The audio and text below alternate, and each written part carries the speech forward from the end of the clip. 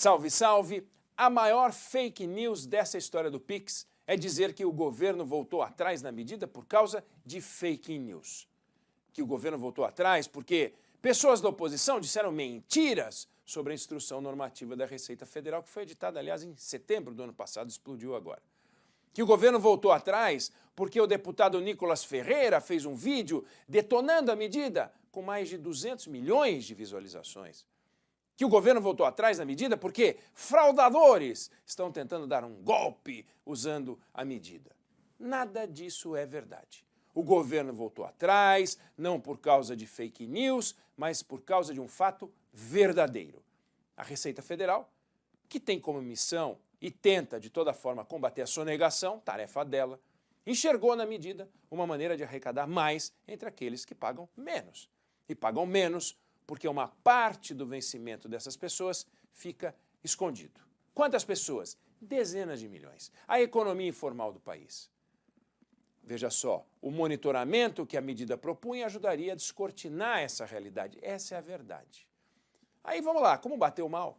O governo voltou atrás e, para não admitir o erro, resolveu dizer que vai colocar a Polícia Federal para identificar fraudadores que tenham usado o símbolo da Receita Federal para dar golpes. O que aconteceu é simples. Quando um governo tem um atributo negativo, no caso desse governo, essa pegada de buscar sempre arrecadar mais do que cortar despesas, qualquer medida que reforce o atributo negativo gera crise. E essa medida reforçou o atributo negativo de querer só arrecadar. Tem um bom exemplo disso no passado, aliás, num tempo que não tinha rede social, num tempo em que o Nicolas Ferreira tinha 3 anos de idade. Ano 2000, o governo Fernando Henrique Cardoso resolveu mudar o nome da Petrobras para Petrobrax, com X.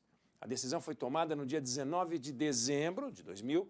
Aí, quando a notícia vazou, ela foi alvo de uma saraivada de crítica, porque diziam que era uma forma velada ou inicial de o governo viabilizar a privatização da Petrobras, com S. Troca o nome, põe X e depois troca o controle. Ainda que não fizesse muito sentido, porque não é preciso fazer isso para privatizar, aquele governo tinha a marca da privatização, tinha privatizado. E no final do ano 2000, privatização já não era uma unanimidade. Tanto que 2 anos depois o Brasil elegeu um presidente de esquerda, que foi o Lula I, completamente contrário à privatização.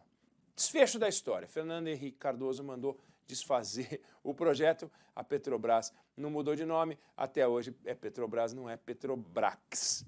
Moral da história, sempre que um governo faz algo que reforça o tal atributo negativo, naquele tempo a privatização e agora a fúria arrecadatória, ele tende a ser derrotado.